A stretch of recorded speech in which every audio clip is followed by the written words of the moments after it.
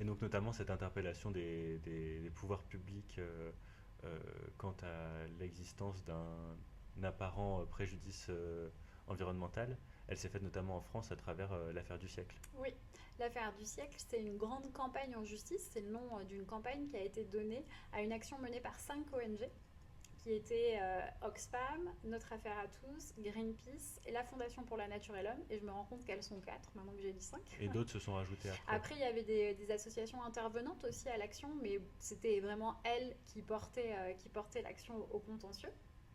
Et donc, qui ont engagé une action en responsabilité contre l'État en vue de critiquer l'insuffisance des politiques publiques qu'il avait mises en œuvre en matière d'atténuation du changement climatique et pour le faire condamner en raison des dommages qui en résultaient à réparer le préjudice moral qu'elles exposaient, ces associations, mais aussi le préjudice écologique qui résultait de cette inaction, puisque en ne limitant pas les gaz à effet de serre émis sur le territoire national, l'État en fait mettait en danger la préservation des fonctions de l'atmosphère qui sont celles de réguler en fait le climat.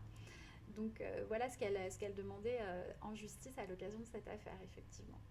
Et qu'en est-il? Alors c'est une affaire qui est une sorte de saga, on pourrait dire maintenant, puisqu'il y a eu 3 décisions de justice aujourd'hui qui ont été rendues dans le cadre de l'affaire. Déjà, la recevabilité de ce genre d'action a été admise, ce qui n'était pas déjà une mince affaire au départ. Alors la recevabilité, sincèrement, c'était pas vraiment un problème juridique. Parce que la recevabilité, dans le cadre du recours de plainte contentieux, désolé pour les oreilles chastes privatistes qui nous écouteront, dans le cadre du recours de plainte contentieux, le juge est très tolérant sur l'intérêt à agir et dès lors que en fait il y a un préjudice qui est réel et qui est exposé par la partie, il admet assez facilement la recevabilité de l'action. En revanche, reconnaître le bien fondé de l'action et donc la responsabilité de l'État, là oui, c'était assez compliqué parce que même si on avait énormément de textes, de plans, même dans les lois, d'objectifs, de traités internationaux, encore une fois, l'accord de Paris, eh bien, on se posait des questions sur le fait que ces textes soient contraignants. Vous voyez, on avait du droit positif qui énonçait tout un tas de règles, mais il y avait une vraie discussion sur le caractère obligatoire des règles qui étaient énoncées. Alors là aussi, ça doit beaucoup perturber peut-être certains étudiants et Et si ça étudiantes devait qu'on être puisse une dire ça. obligation de résultat ou de moyens. Et ça, c'est une autre étape. La deuxième question qui se posait, c'est à supposer que ces règles soient obligatoires, est-ce qu'elles fixent des objectifs, des obligations de moyens ou des obligations de résultats à la charge de l'État? Mais déjà, il y avait effectivement, ce premier point. Donc c'est saga contentieuse. Pourquoi? Parce que pour répondre à cette épineuse question que je viens de soulever, ben, le juge, il a mis du temps. Il a d'abord rendu un premier jugement le 3 février 2021 qu'on appelle un jugement avant dire droit, qui est un jugement que rend le juge lorsque, face à une affaire complexe, il va commencer par trancher certaines questions juridiques avant de faire l'application à l'espèce, en quelque sorte, dans un second jugement. Et c'est ce qu'il a fait pour l'affaire du siècle dans ce premier jugement du 3 février 2021, où le juge administratif va reconnaître le fondement de l'obligation d'action de l'État en matière de lutte contre le changement climatique. Pour le juge, ça va être la charte de l'environnement et son article 3 qui énonce un principe de prévention face aux atteintes à l'environnement lu à la lumière de l'accord de Paris qui est effectivement par lequel l'État s'engage à mettre en œuvre tout ce qu'il est possible de mettre en œuvre pour limiter le réchauffement climatique à 2 degrés, voire 1,5 degré. Donc ça, il va reconnaître le caractère contraignant et il va reconnaître aussi ce caractère contraignant en l'alimentant un peu d'autres règles, notamment issues du droit de l'Union européenne, qui fixent justement tout un ensemble d'objectifs chiffrés aux États membres de l'Union à atteindre pour essayer de parvenir à réaliser cet objectif à l'échelle de l'Union en 2030. Et donc il va faire un peu effet boule de neige, il va s'appuyer vraiment sur tout un ensemble de règles de droit positif, mais aussi sur d'autres jugements qui ont pu être rendus. Effectivement, l'affaire des Pays-Bas, elle a dû avoir son influence sur le juge administratif, mais aussi il y a eu beaucoup d'avis rendus par des comités onusiens qui ont pu alimenter la discussion autour des obligations des États en la matière. Et donc le juge reconnaît, donc, dans cet jugement avant dire droit, l'obligation positive d'action de l'État, d'une part. Il reconnaît aussi l'existence d'un dommage environnemental causé par l'inaction de l'État et le lien de causalité entre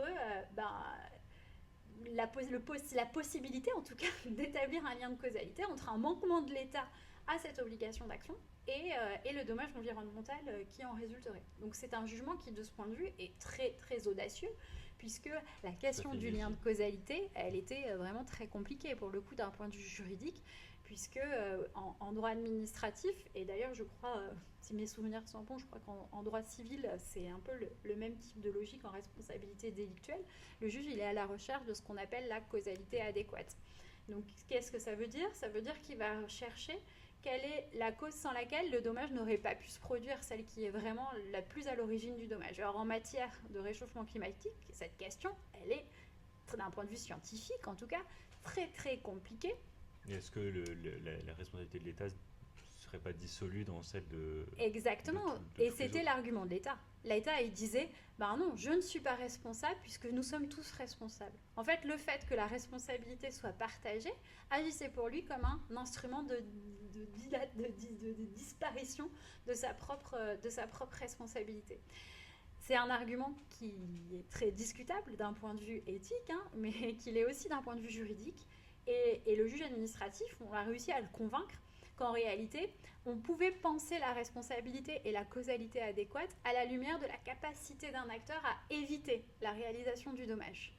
Et effectivement, partant du constat que l'État, c'est celui qui est le plus à même à éviter la réalisation du dommage, puisque c'est lui qui dispose des leviers de politique, encore une fois, je le disais tout à l'heure, son pouvoir de réglementation, il est très fort, son pouvoir d'incitation, par le biais de subventions, l'orientation de l'investissement, par le biais de la fiscalité, est également très très fort. Et donc, parce qu'il est si bien capé, en quelque sorte, c'est lui qui était le mieux à même d'éviter la réalisation du dommage. Et c'est avec ce raisonnement sur la causalité que le juge va déterminer la responsabilité de l'État, dont il relève par ailleurs que lui-même l'a reconnu. Donc c'était un petit peu, vous voyez, dire l'État, il fait tout plein de... Enfin, en tout cas, les hommes politiques font de très nombreuses déclarations dans lesquelles ils disent « oui, nous sommes responsables ». Et puis après, au contentieux, ils essaient de se dédouaner des responsabilités dont ils ont estimé pourtant être redevables. Mais c'est une petite parenthèse. Mais donc voilà ce premier jugement avant dire droit, qui avait une deuxième grande innovation. C'est le premier jugement dans lequel un tribunal administratif reconnaît l'invocabilité du préjudice écologique qui est inscrit dans le Code civil en matière de responsabilité administrative. Là aussi, c'était une grande innovation, même s'il y avait c'était attendu. Oui, aux articles 1246 à 1252, oui. Pour ceux qui veulent aller voir. Oui, exactement. C'est un préjudice qui est un petit peu particulier, qui a été inscrit en droit interne en 2016 par la loi, à la suite de la reconnaissance préalable par la Cour de cassation, par la chambre criminelle de la Cour de cassation de ce préjudice, dans le cadre d'une affaire très célèbre à l'époque, qui était le naufrage d'un pétrolier, le navire Erika, et qui vise, en fait, son originalité, c'est qu'il reconnaît un préjudice qui n'est pas personnel. C'est un préjudice causé à l'environnement, donc l'objectif, ça va être de réparer une atteinte environnementale, indépendamment des conséquences que cette atteinte va avoir sur les intérêts d'une personne, son droit à la propriété, à l'agrément esthétique. Possible. Et voilà. Et restaurer l'environnement dans l'état antérieur du préjudice. C'est ça. L'idée, c'est de privilégier une responsabilité, une réparation en nature, et ce n'est qu'à défaut que la réparation en argent va être rendue possible, effectivement, puisque l'idée, c'est de remettre la nature dans son état initial avant dégradation. Et l'État, et le juge s'est aussi appuyé sur un document que l'État avait publié, qui était la stratégie, qui est toujours d'ailleurs la stratégie nationale bas carbone, SNBC. Et ça, c'est beaucoup dans le deuxième jugement. Je le dis, c'est la saga. Donc là, on a fait le jugement avant dire droit. Deuxième jugement, c'est le jugement du 30 décembre 2022.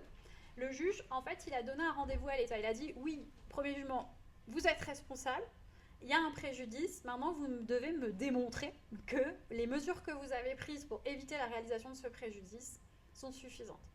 Et donc pour essayer de vérifier ça, le juge s'est appuyé notamment, et l'État et les associations requérantes également, sur tous les textes qui encadrent les conditions dans lesquelles l'État est tenu d'agir en matière de lutte contre le changement climatique. Et il y a notamment un texte qui joue un rôle très important, c'est la stratégie nationale bas carbone, qui est en fait la feuille de route que l'État se donne pour atteindre l'objectif de réduction de ces gaz à effet de serre de, à l'époque, moins 40% en 2030. Maintenant, ça a été rehaussé à moins 55% à la faveur d'une évolution du droit de l'Union européenne. Et donc, pour y arriver, cette stratégie nationale bas carbone, elle se compose de 2 volets. Un volet dans lequel elle fixe une trajectoire chiffrée de réduction d'émissions en fixant des budgets d'émissions pour 5 ans. Et donc, elle découpe les périodes jusqu'en 2030 et même maintenant jusqu'en 2050, qui est l'objectif de neutralité carbone. Et ensuite, un autre document qui est plus un document narratif de politique publique où elle raconte comment elle va faire pour atteindre ses objectifs de réduction d'émissions. Et donc, elle vise tout un ensemble de secteurs et de mesures pour lesquels les politiques publiques vont être activées dans un sens déterminé dans l'objectif d'atteindre ces réductions. Et donc, le juge, il avait ça comme nous, sous les yeux, et grâce à ces documents, il a pu facilement constater que les relevés d'émissions qui étaient faits, alors je dis les relevés, mais attendons-nous, il n'y a pas un capteur dans l'air qui relève les émissions, en réalité, c'est un calcul mathématique qui permet de déterminer les émissions, qui est fait par une association qui s'appelle le CITEPA. Donc voilà, pour les étudiants qui voudraient aller regarder l'activité de cette association. Et donc oui, donc il y avait des données chiffrées, il y a des calculs qui sont faits, c'est obligatoire de le faire, c'est une obligation que la France a contractée dans le cadre de la Convention cadre des Nations Unies pour le changement climatique, donc elle doit faire des reports, elle doit dire en fait à l'ONU régulièrement renvoyer ces calculs, elle doit aussi le faire vis-à-vis de l'Union européenne. Et donc, ces données montraient que ça n'allait pas. C'est-à-dire qu'il y avait un décalage énorme, il y avait beaucoup plus d'émissions qui avaient été émises que celles auxquelles l'État s'était engagé dans sa stratégie nationale bas carbone. En moyenne. En même chaque année, là. Vraiment, sur le premier budget carbone qui était en cause dans l'affaire du siècle, il y avait plus de 350 mégatonnes CO2. Donc ça paraît peut-être pas beaucoup des mégatonnes CO2, c'est-à-dire que c'est difficile à se quantifier. Mais c'est très très très conséquent. C'était l'équivalent de ne rien avoir fait. Enfin, c'était vraiment... voilà. Et d'ailleurs, il avait... bref, je ne vais pas rentrer dans les détails. Mais donc, il avait complètement pas respecté, pas tenu son budget. Il n'y a pas qu'en matière de finances publiques que l'État ne tient pas ses budgets. Et donc ensuite, deuxième chose, il fallait vérifier qu'il n'avait pas tenu ses budgets. Alors, obligation de moyens ou de résultats, est-ce que c'était suffisant pour déterminer qu'il était responsable ou est-ce qu'il fallait regarder s'il n'avait pas tenu ses budgets parce qu'il n'avait pas mis les moyens nécessaires ou suffisants pour les atteindre? Et là, force est de constater que nous, on a pu démontrer effectivement que les moyens de politique publique qui avaient été mis en œuvre n'étaient pas à la hauteur de ceux qui avaient été annoncés dans le deuxième document d'orientation de la stratégie nationale bas carbone et que donc non seulement l'État n'avait pas atteint le résultat, mais en plus il n'avait pas mis tous les moyens nécessaires pour les atteindre. Et c'est une argumentation qui donc a convaincu le juge administratif, puisque dans ce fameux jugement du 14 octobre 2021, il enjoint à l'État de prendre de nouvelles mesures de sorte à faire disparaître tous ces mégatonnes CO2 qu'il avait émis de façon excédentaire, illégalement, entre 2015 et 2019. Et donc à la suite de ça, donc ça c'était le deuxième jugement. Et maintenant et à la FR, ça a continué. Non, ça a continué parce qu'il avait fixé un délai en fait à l'État. Jusqu'au 30 juin. Ouais, et je crois que non, c'était en décembre pour l'affaire du siècle. Ah, non, c'était au 30 juin, oui, vous avez raison. Ouais, c'était jusqu'au 30 juin 2023. Il avait fixé un délai à l'État pour se mettre en conformité avec ses obligations légales. Et à la suite voilà, les associations ont estimé que l'État n'avait pas fait sa part du travail. Et donc, elles ont saisi cette fois le juge de l'exécution. Et le juge de l'exécution du tribunal administratif de Paris, toujours, qui lui va se prononcer c'est en décembre 2023, pour cette fois donner alors une sorte de satisfecit un peu ambigu. Parce que dans la décision, il reconnaît que le préjudice écologique n'a pas été intégralement compensé. Il va dire, en fait, les efforts qui ont été faits depuis sa décision n'ont pas suffi à absorber l'intégralité des mégatonnes de CO2 excédentaires qu'il avait constatées. Mais il ne va pas enjoindre l'État à prendre de nouvelles mesures parce qu'il estime que, eu égard à la conjoncture telle qu'il la perçoit, au relevé d'émissions, finalement, ça va être le cas très prochainement, et donc ça vaut pas le coup, en quelque sorte, de reprononcer une injonction à l'encontre de l'État. Alors, voilà, donc ça s'arrête là. Ça s'arrête là. Ça s'arrête là pour le moment. Alors, c'est un jugement qui a été très critiqué par les associations pour de très nombreuses raisons, et donc elles ont interjeté appel de ce jugement. Voilà, et donc là, ça va être porté devant la Cour administrative d'appel de Paris dans les prochains mois. La question qui se pose en fait dans cette seconde affaire, c'est comment le juge de l'exécution doit faire son travail en quelque sorte.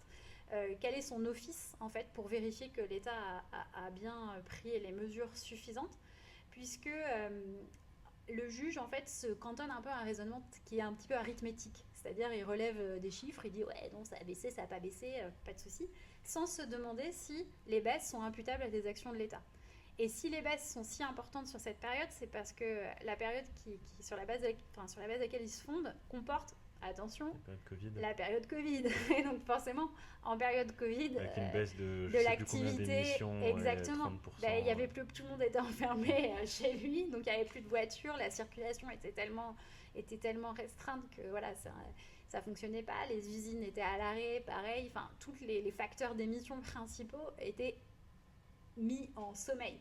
Deuxième période qui a un peu bouleversé, c'est aussi la crise ukrainienne et les difficultés d'approvisionnement en gaz, les encouragements à la sobriété énergétique, la flambée aussi des prix de l'électricité et du gaz, qui ont provoqué effectivement une baisse, on sait très net, de la consommation de gaz pour tout ce qui est chauffage résidentiel. C'est très documenté ça, par l'État pour le coup. Mais là encore, ça pose question. C'est plutôt souvent contraint. Et ça pose même une question de justice sociale. C'est-à-dire, est-ce que c'est de cette manière qu'on doit faire diminuer les gaz à effet de serre, en faisant peser sur ceux qui ne peuvent pas payer le fait de plus chauffer l'hiver, ou est-ce qu'on peut imputer ça à l'État? Et donc cette question-là, elle va être reposée devant la Cour administrative d'appel de Paris, et d'autres avec elle, puisque dans le même temps, c'est vrai que si l'État a vraiment, si on voit les émissions qui ont beaucoup diminué là récemment grâce au Covid, grâce à la crise en Ukraine. Il y a en revanche les captations de CO2 par l'environnement naturel, elles ont très fortement chuté. Ce qui fait qu'en réalité, si on regarde d'un point de vue brut, les émissions, elles ont augmenté encore sur la période, ce qui est un petit peu encourageant. Voilà, le premier juge, le juge du tribunal administratif de Paris, n'avait pas voulu se saisir de cet argument, mais peut-être que la Cour administrative d'appel, elle, le fera. Et en tout cas, cette affaire à suivre, donc, dans tous les cas, cette judiciarisation des affaires climatiques, elle veut quand même dire quelque chose sur l'état de la démocratie, et également, ça pose aussi des questions sur le pouvoir du juge d'enjoindre à l'administration d'agir sans avoir la légitimité du suffrage derrière lui. Alors oui, et c'est une question qui est très, j'allais dire, à la mode. C'est une question qui affleure un peu sur toutes les lèvres en ce moment, celle du rôle de la justice et de son articulation avec les représentants politiques et avec le politique en général, l'ensemble de ses personnels. Alors il faut toujours se rappeler que, premier élément de réponse, la justice administrative, elle est née pour contrôler l'État. En fait, non, elle est née d'abord pour contrôler la bonne application du droit par les entités infra-étatiques au XIXe siècle. Mais aujourd'hui, on va dire, depuis la fin de la Seconde Guerre mondiale, son travail, c'est de vérifier que l'État respecte le droit.